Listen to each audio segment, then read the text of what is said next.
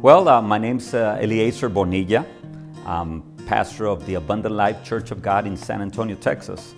Recently, one of the things that came to bear was the issue of family.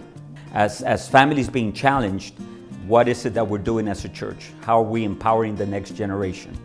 And then we had an aha moment. And the aha moment was, well, we've been hearing lately, and for several, almost a decade already, almost, that by 2050, the Hispanic population will be the largest minority in this country.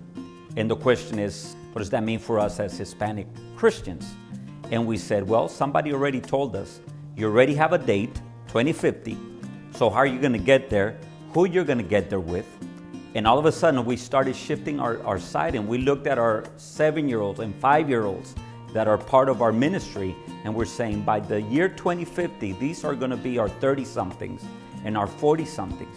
What if we make a concerted effort to begin to raise them, not just for today or tomorrow or for the next program in the church, but actually begin to raise a generation? And that shifted the dynamics of the church. We're a small group based church, but instead of just continuing to do small groups, we decided to continue to do this, but on the family front. And so we shifted everything to the family. We sent everybody back home. You know, even those who have been leading men's group and ladies groups and youth groups, we said, how about if we just go back home? One of our leaders came to me and he says, hey, I just have not had an opportunity to sit around with my family at home and just kind of talk about these things. And one of the things that I believe he was fearing is that I'm not connecting with my next generation, with my kid. He has one son and he's a 13-year-old, and we want to connect with him, but he was like, my son has not been seeing some good things at home. So once he decided to sit with him and his wife and his son, the son said, before we even open the Bible, before we even do the story that you're going to do, I need to say something. If we're going to do this, we're going to do this right. And then he started saying some of the things that he had seen at home that was happening between dad and mom and their relationships. And he says, unless that changes, to me, whatever we talk about God here at home means nothing. That was one of those watershed moments that we realized we're onto something. That if we can focus our efforts as a church, but also as a Christian community, where parents now look at their children and children are looking up at their parents and saying, can our faith be an integral faith, a holistic faith, a faith that not only is represented outside the home, but inside the home is lived out fully, passionately, sincerely.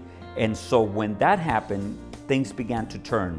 And that began to empower not only the parents, they felt more at ease being Christians, but being real before their children, as well as their children being real with their parents and being able to pray with them and connect with them and actually share, truthfully what they were dealing with.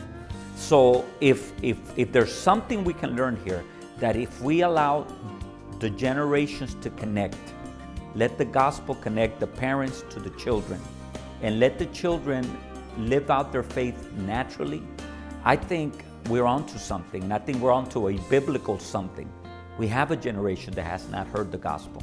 We have a next generation that has not been exposed to this. And unless we empower our families and our children to be bold and just simply to live out their faith naturally, these encounters, they're not going to happen. But I'm hopeful. I'm hopeful that they're going to happen more often because we're starting to see it in our own lives.